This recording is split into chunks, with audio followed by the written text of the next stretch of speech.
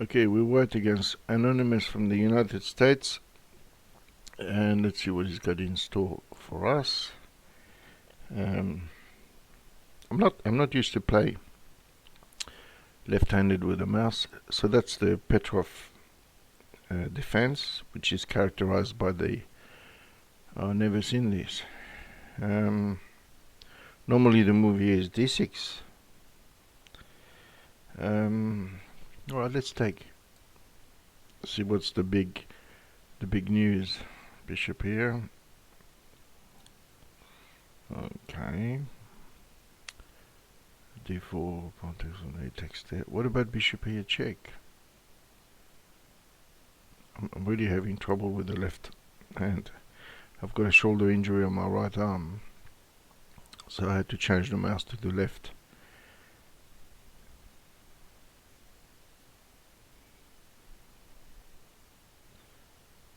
So it's got to deal with the check. Now the trap here is if pawn on, pawn c6, pawn takes, bishop takes, we take here with check.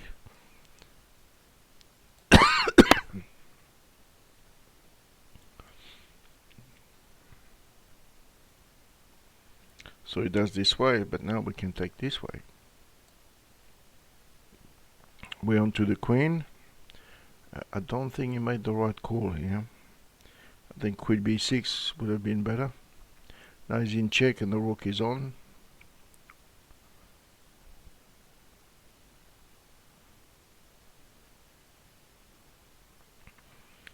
That's how you get a lost game very quickly in the piece. I give a check here because it will force the bishop back. Yeah, we like that. And now we take. The problem for him after he recaptures the bishop in the corner is now, can he castle? And the answer is no, so he has to waste a further move, playing bishop e6 or something like this, or bring the queen back on d8, which is extremely, well, that wouldn't work because of rook e1. So he's got to play bishop e6 here. Okay, decide to counter-attack, that's fine. That is just fine. Just stop this. And now what?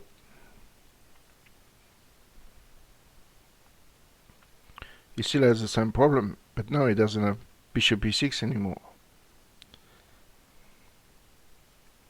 So he's got to play queen b7, defending the bishop. And then rook here, attacking, and then knight d5, knight c3. Quite deadly for him. I just don't get this a6 move. I do not understand. Alright, he still can't castle, so I'm just going to play this, preventing this bishop here.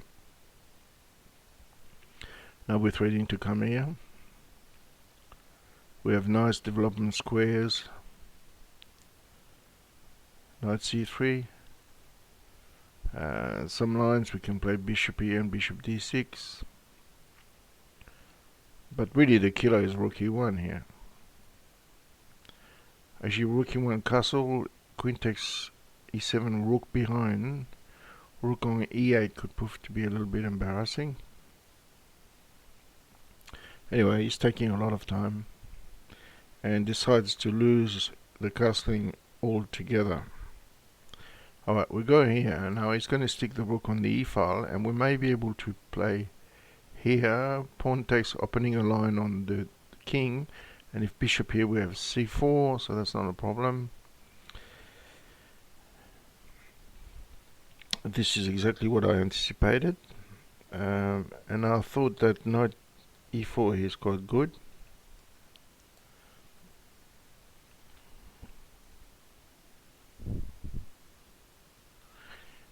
He has bishop c5 check, doesn't he? Bishop e3.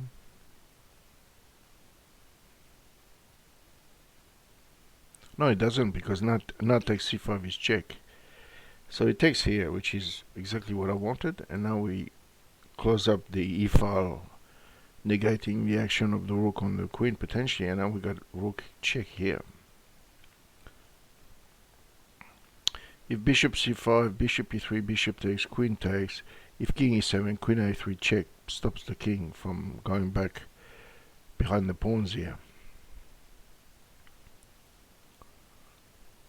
Okay, this is the line I've just seen.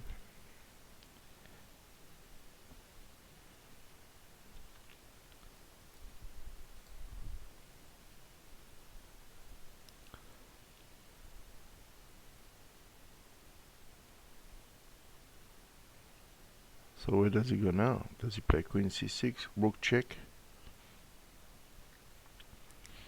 Remember, we got the exchange up. With the exchange up, and we have plenty of time on the clock, so we don't have to do anything. The onus is on him to do something, not on us.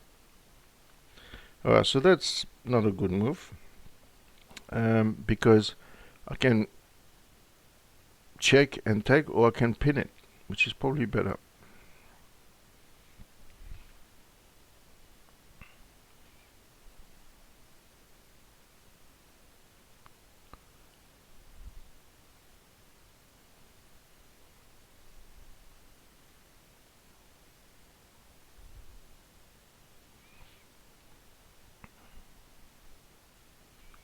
King here.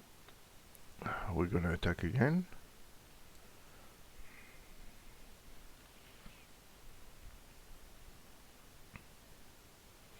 It's not working for him. It doesn't matter which way you look at it.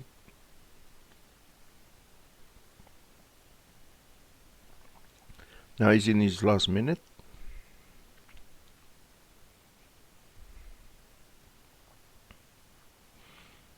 And we can still bring another rook here.